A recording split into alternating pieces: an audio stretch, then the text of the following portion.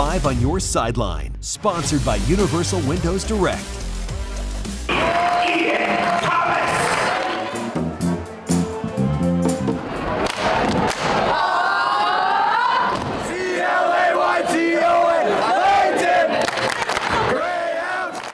Welcome into 5 on Your Sideline. I am Corey Miller, and we are almost at peak basketball time. Bragging rights is Sunday. High school holiday tournaments are on the way. It's a good time for hoops in St. Louis. That's right, Corey. And I'm Annie Krall. With all these players, they're probably looking for a lot of three-pointers with the holidays. While we look forward to those tournaments, we had some rivalry action tonight to take care of first. So, Corey, will you start things off? Let's do it. We begin at Vianney, where it was a green out against Chaminade to honor senior Jack Higgins, who passed away last week after a battle with cancer.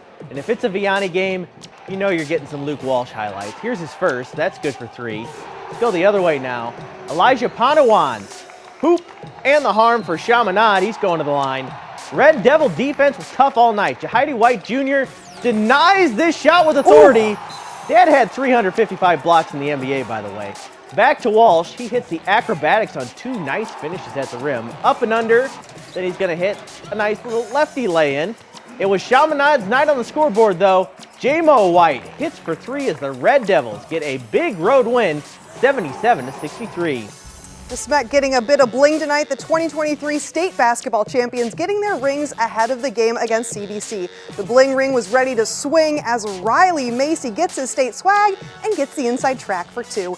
Even to Smet quarterback Dylan Duff, this year's state football champ and a basketball forward last year, had a little bit of a heavier hand to clap with in the stands tonight. But it was Devin Houston who gives the Christian brothers a 3-point answer from the top of the key.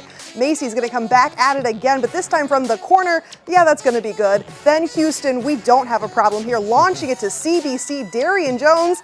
That's good, but DeSmet pulls away with the win, 73, CBC 54. Big matchup in the Southwestern Conference in Illinois. 8-1 Alton against 9-1 Belleville East. Lancers first, Jalen Coleman, pump fake. That's good for 3 eventually. Alton's turn. Treshawn Sims, strong to the bucket, gets it to go, and 1. Let's go back and forth here. Ja'Cory Brown for East. Nice finish of his own. And back to Alton one more time. Step back 3 from Samaj Stampley. That's money. Alton gets the win on the road, 55-42 over East. East St. Louis hosting Belleville West tonight. Alex Johnson spots up, and he's going to hit the 3 for the home Flyers. Watch this right here. Oh, it's gorgeous. Later on, it's Tyreek Barnes doing the work in the paint, though, for an East Side bucket. That goes in. Nick Hankins Jr. gets a highlight for West with that drive into the finish. Oh, it's pretty, eventually going in. But East St. Louis had more highlights tonight. Here's 2 more from Johnson, a basket, and then don't worry, he's going to also get a little bit of a steal and another basket.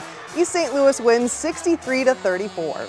Whitfield at Westminster. Whitfield going to start things off. Dylan Player, that's a good name for a basketball player, I think. Agree, Corey. Tough take to the hoop for 2.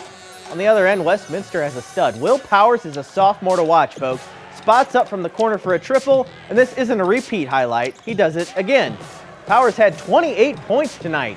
The rest of the Wildcats got in on the action as well. J.D. Robertson, that's good from downtown for Westminster. They win 81-56.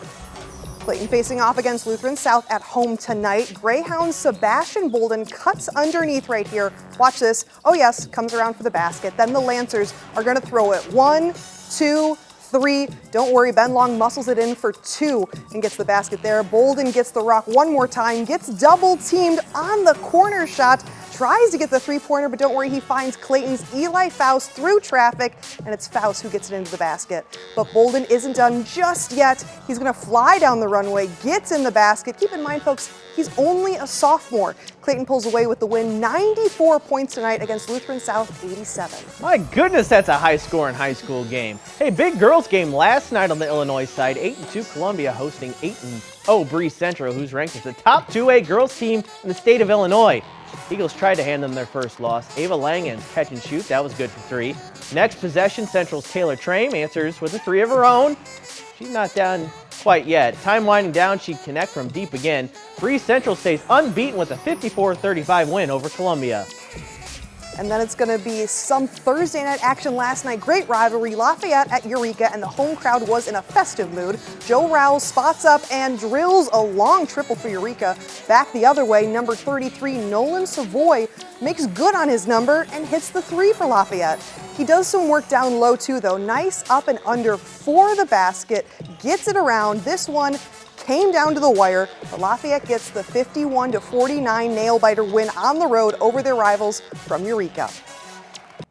For 33 years, one event has drawn more high school basketball talent to our area than any other. It's hosted players like Jason Tatum, Tyler Hansbrough, and Andre Iguodala before they were stars.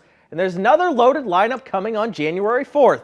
I sat down with one of the people who has helped make the Highland Shootout one of the premier high school hoops events in the entire country. But our pitch is it's a full gym. We've sold out every year for the past 8 years. And it's a full gym where kids can come in and they basically get treated like celebrities. They sign autographs. It's just a really cool experience and great venue. We usually have 3,000 to 3,500 total in the gym. And, you know, it's ranging from local fans, St. Louis area fans, to teams that travel and their fans, and then we get them from everywhere. We have a guy that comes down from Wisconsin every year, and he's one of the first people in the gym. We've got a lot of Missouri-Illinois matchups, so whether it be Vashon, everyone knows who Vashon is in the high school area, is playing Quincy, who's arguably the #1 team in the state. We've got Principia playing Columbia, which is a good small school matchup, but just a lot of good area talent. It's a big deal to our community in general, just because, you know, we're a smaller town in the St. Louis area, but somehow we've managed to bring in all this talent year over year, and everyone gets excited for it.